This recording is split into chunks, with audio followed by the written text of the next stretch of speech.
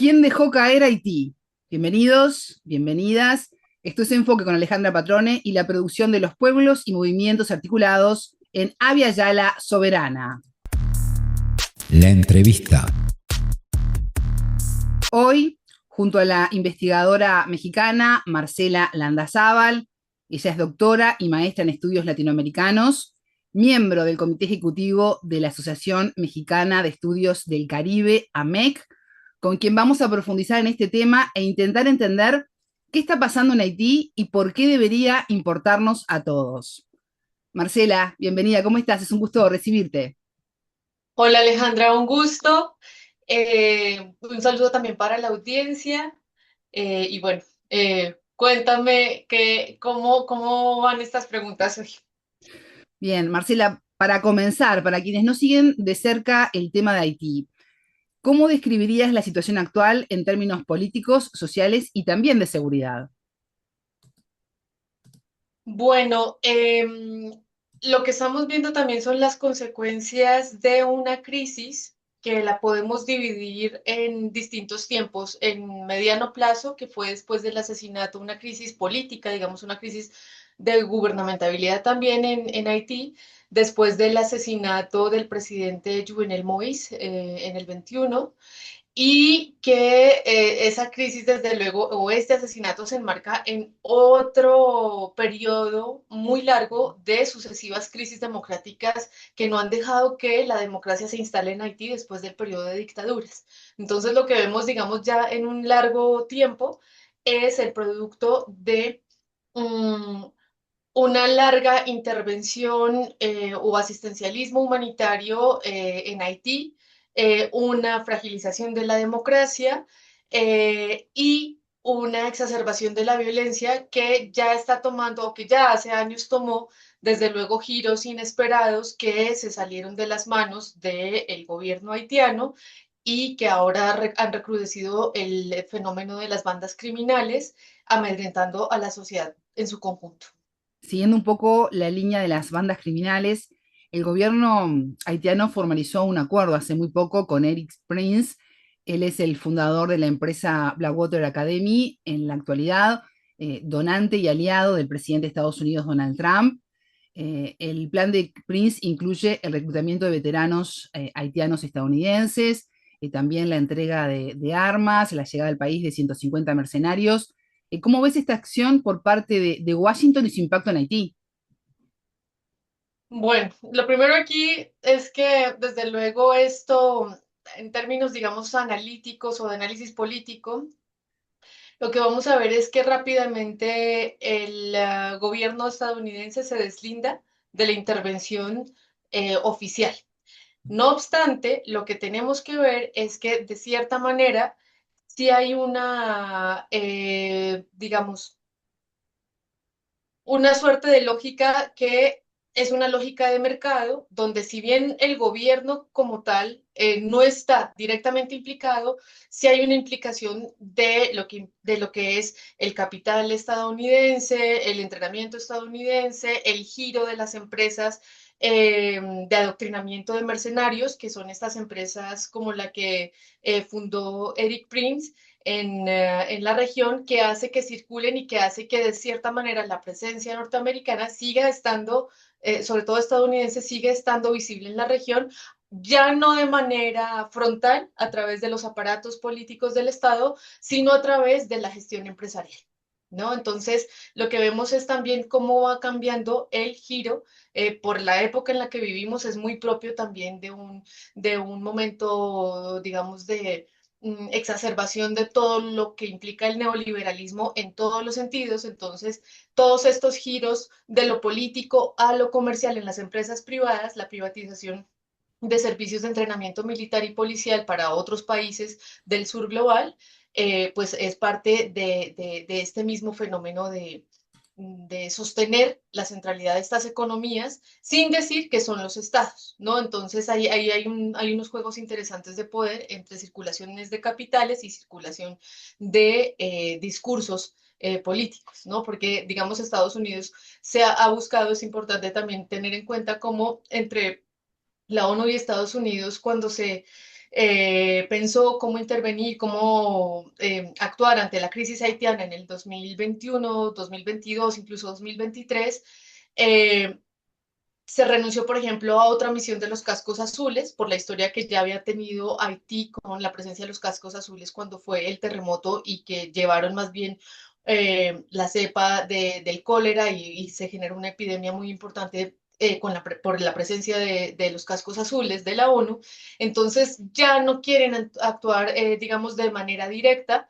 Estados Unidos se ha mantenido al margen y por eso más bien se generó este acuerdo con Kenia en el 2023, ya se venía negociando hasta que por fin Kenia hace efectivas su presencia en la isla, llevando sus fuerzas policiales, también bastante, digamos, cuestionadas en términos de derechos humanos en su propio país, pero con el ánimo de mantener y restablecer un orden. Entonces lo que vemos es la entrada de otro tipo de actores, en este caso Kenia, las empresas privadas y cómo ya, digamos, los tradicionales gobiernos de intervención, como era Estados Unidos antes, o como eran estos pactos, digamos, armados también desde la ONU, ya han cambiado su forma, ¿no? Ya no son las naciones potencia las que van a inferir aparentemente directamente en la isla, sino un país como Kenia y las empresas privadas estadounidenses. Marcela, ¿y cómo influyó este debilitamiento del Estado que hacías referencia en la violencia actual y la fragilidad de las instituciones?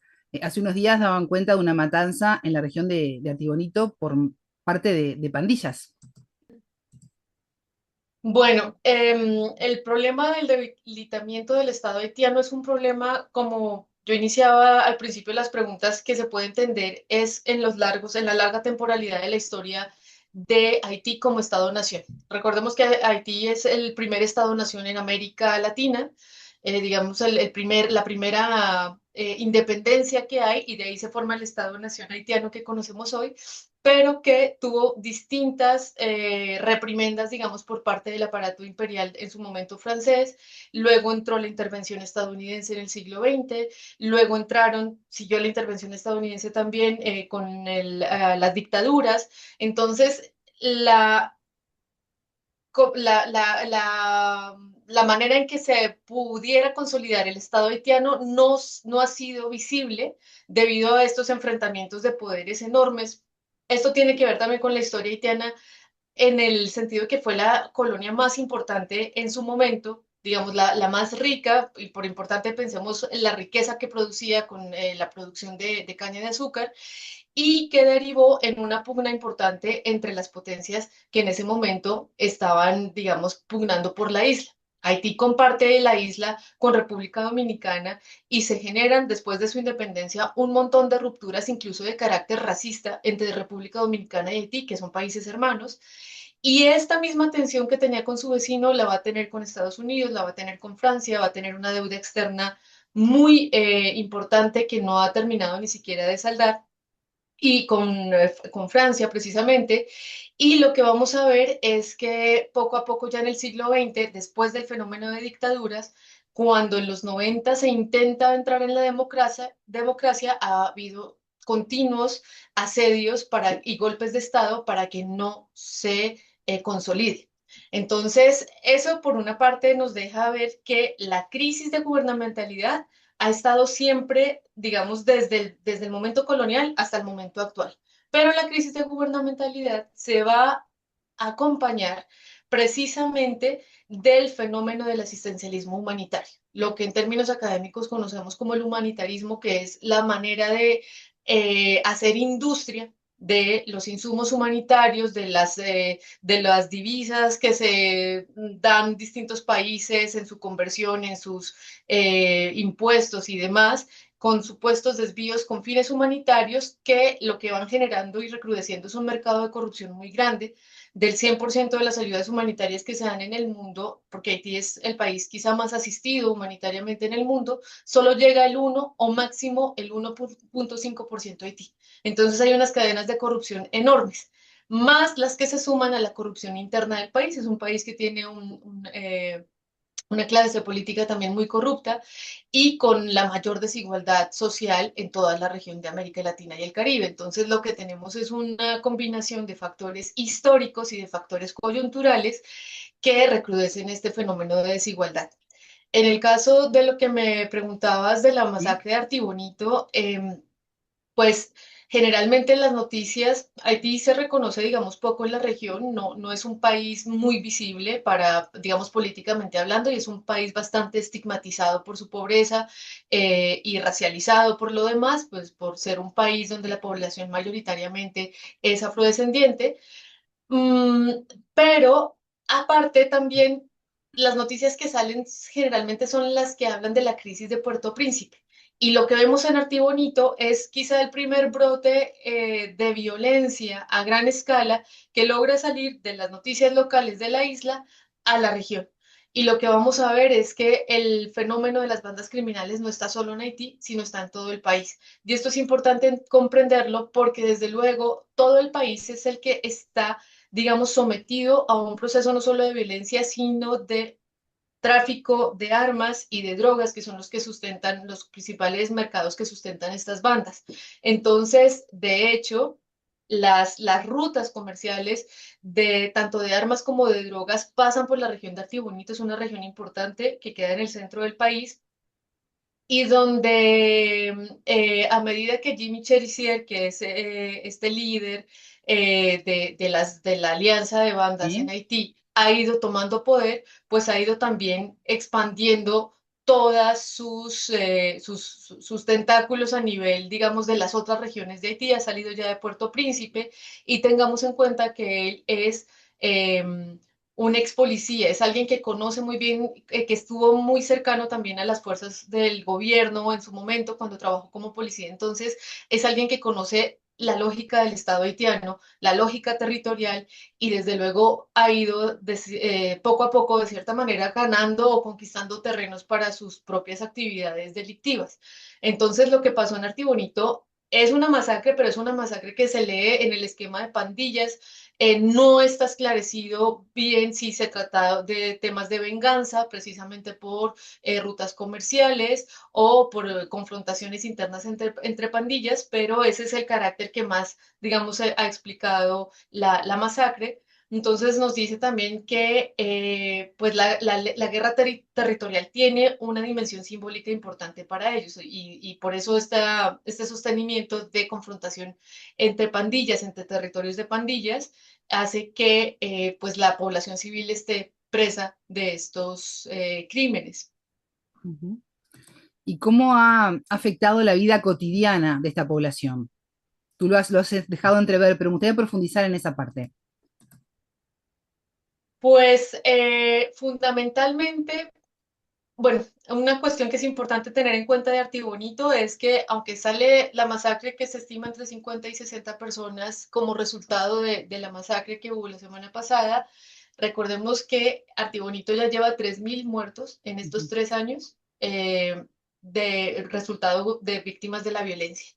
Entonces, lo que estamos viendo acá es que todo el país, o sea, Artibonito también es una región importante porque por ahí pasan dos ríos importantes de Haití que alimentan fuentes de cultivo y áreas de cultivo, y donde la región se abastece también a nivel alimentario. Entonces, todo el engranaje social y económico haitiano está sometido al problema de las violencias de las bandas criminales y al problema de la ausencia del Estado.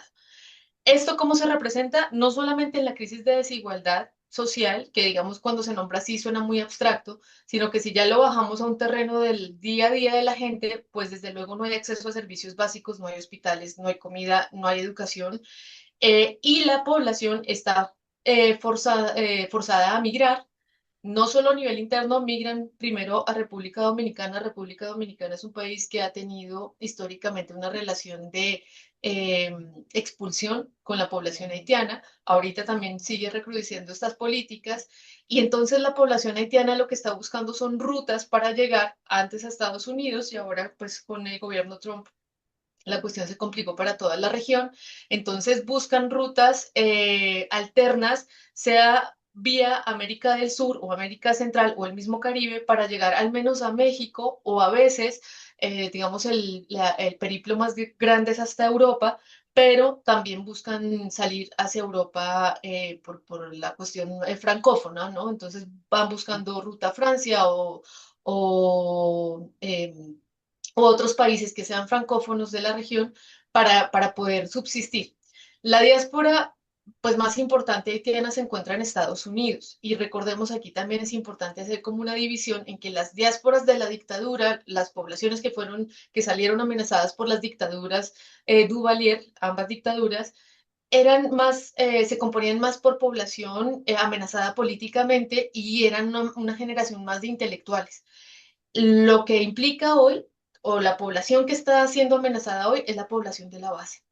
Entonces es población empobrecida, muchas veces que ya no ha completado desde luego su ciclo de formación, es población que empieza a ser tomada por esos indicadores migratorios globales como una población excedente que no se sabe muy bien dónde ubicar y cómo organizarla. Entonces, digamos que van cayendo en distintos marcos de elegibilidad y de vulnerabilidad que hacen que también se cuestione, por ejemplo, la capacidad de retornar a la isla, ¿no? Si es población empobrecida, cómo retornan. No solamente son amenazados por las violencias de las bandas, sino porque no hay recursos en la isla para volver. Entonces, es un problema que se va haciendo mayúsculo en la medida en que el factor del empobrecimiento de las poblaciones entra también ahí a velar y pone su cuota.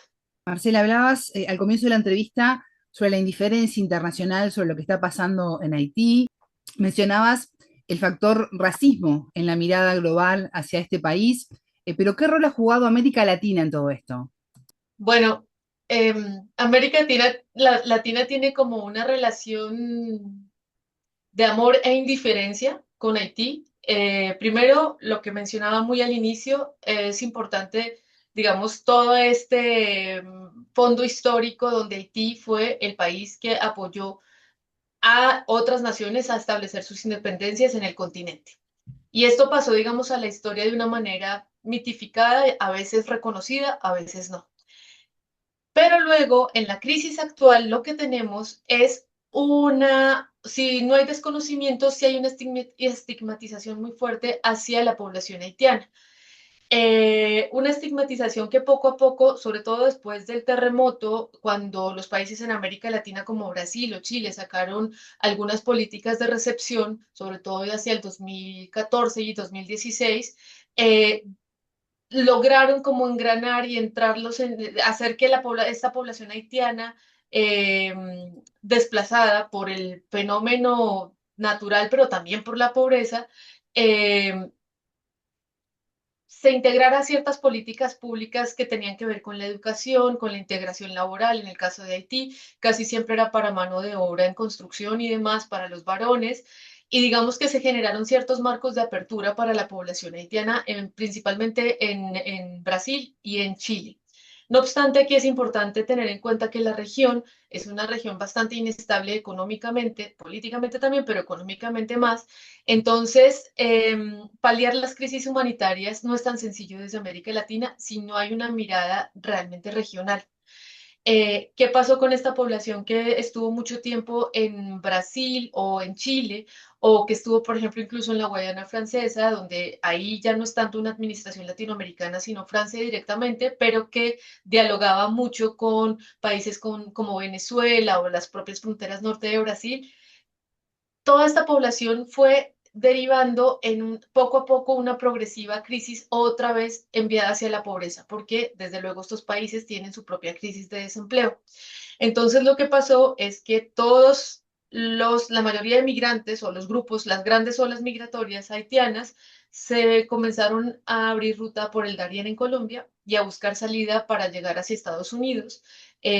Pues es un periplo muy peligroso, muy largo, y muchos de estos contingentes fueron quedándose progresivamente en México, por ejemplo, o fueron deportados a la isla de nuevo, a Haití, y, eh, y digamos que ahí se ve que la región no tenía la capacidad de amortiguar la crisis haitiana, ¿no? Entonces, en México, por ejemplo, vemos cómo poco a poco Tijuana y otros ciudades como Mexicali fueron recibiendo y estableciendo, pues se vieron establecer colonias pequeñas de migrantes haitianos que aunque buscaban llegar a Estados Unidos, ya habían decidido más bien quedarse en México. Eh, y ya después vemos cómo, por ejemplo, en la frontera sur de México, en Tapachula, pues poco a poco la población haitiana fue retornada. Entonces ya no era un problema de poderlos recibir, poderles darles el asilo o el estatus de refugiado, sino que más bien se buscaba retornarlos. Desde luego México presionado por la política migratoria estadounidense, ¿no? Que es su principal eje de influencia. Pero lo que vemos es que aunque haya intentos de solidaridad, no es tan fácil apoyar la crisis haitiana, que se conjunta también con la crisis de migración venezolana, precisamente por los índices de desigualdad que hay en los países de la región. Marcela, ¿y qué es necesario para comenzar a visualizar una posible salida a esta crisis? Bueno, yo hablaba un poco al principio de estas economías humanitarias en Haití, que es, vuelvo y lo repito, es el país más asistido a nivel humanitario, o asistido, esto lo ponemos entre comillas porque ya dijimos, no llega, el presupuesto que se destina para Haití no llega a Haití, pero Haití con el problema de corrupción más el asistencialismo humanitario, que aparentemente busca brindar el acceso a derechos básicos para la población, pero que lo que hace finalmente es no dejar que se fortalezca el aparato estatal, que se fortalezca la democracia, que madure el Estado como debe ser. Y esto no solamente lo vemos en Haití, lo vemos con el caso también de Palestina. Cualquier tipo de intervención, digamos, de carácter humanitario que no deje consolidar un Estado, pues sencillamente va en contra también de la propia madurez de ese Estado. Entonces no lo va a dejar ni articular su propia economía, ni articular sus propias políticas públicas en torno a la desigualdad, ni madurar políticamente, en fin. Y a esto se suma, en el caso de Haití, una enorme corrupción que hay, que dejaron también las dictaduras que estaban coludidas también con Estados Unidos y demás. Entonces, lo primero ahí es reevaluar las políticas asistencialistas en Haití. Esto es fundamental porque una cosa es la asistencia humanitaria es importante en casos límite, en casos donde se requiere asistencia humanitaria, y otra cosa es el asistencialismo, ¿no? Que es ese mercado o esa industria humanitaria extendida en el tiempo para debilitar básicamente un país, ¿no? Hasta hacerlo lo que vemos en Haití hoy día. La segunda, el problema es que hay que actuar, no solamente eso no le corresponde solo a Haití, eso debe ser una política regional, actuar en contra de las economías criminales, porque por Haití pasan rutas de drogas que desde luego salen de Sudamérica hacia el norte y entran armas que llegan del norte, de los países del norte, hacia Haití. Y muchas veces van también hacia América. Entonces son economías criminales que van ganando terreno y que no hay forma que ningún país solo pueda articular una gestión contra esto. Eso tiene que ser una gestión regional donde también las naciones, las principales naciones productoras de armas, comiencen a ser de cierta manera exigidas y evaluadas por los países que soportan las víctimas. Pero para eso sí se necesita, ahí sí, acompañamiento humanitario a nivel global. Y lo otro, pues lo que vemos también es que hay que hacer posible, si hay algún tipo de cooperación internacional que valga la pena, hacer posible el restablecimiento del Estado en Haití, de las formas de la democracia y de la seguridad pública. El problema de Haití, por ejemplo, es un país que no tiene ejército, por eso en parte también entró la misión de Kenia a apoyar a sus fuerzas policiales, pero la policía también está coludida con muchas de las bandas. Entonces, ya es un problema de corrupción, digamos, estructural en la isla y lo que toca hacer es viabilizar un poco la cuestión de la seguridad, que es un tema, es muy complejo, ya hablaremos más adelante de esta parte, digamos, de cómo se genera la seguridad a punta de confrontaciones armadas. Es muy complejo, digamos, que salga la paz desde la confrontación armada, eso no se puede dar, pero sí lo importante sería generar por lo menos o abrir campo para que haya un proceso de estabilización política mínimo en Haití, cosa que tampoco hay. O sea, lo que se quiere hacer en Haití es intervenirlo con armas e intervenirlo con asistencialismo, pero no se ha dialogado concretamente cómo volver a restituir pues las facciones del Estado para que vuelva a organizarse.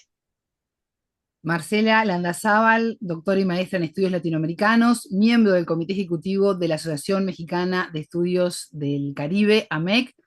Nos ha quedado mucho por hablar. Te agradezco por el momento. Vamos a retomar este tema más adelante. ¿Te parece? Vale, Alejandra, muchas gracias y bueno, estaré atenta a lo que siga sucediendo. Es momento de despedirme. Puede dejar sus comentarios aquí abajo sobre la situación en Haití. Suscríbanse a este canal para más contenido geopolítico. Tengan todos ustedes una excelente jornada. Buena vida para todos. Enfoque, con Alejandra Patrone y la producción de los pueblos y comunidades articulados en Abya Yala Soberana para www.radiovictoriagt.com. Transmiten Radio Dignidad de Honduras, Codecá Guatemala, Abya Yala Soberana, Minca Comunicaciones de Argentina, Rondas Campesinas de Perú y Radio Victoria de Guatemala.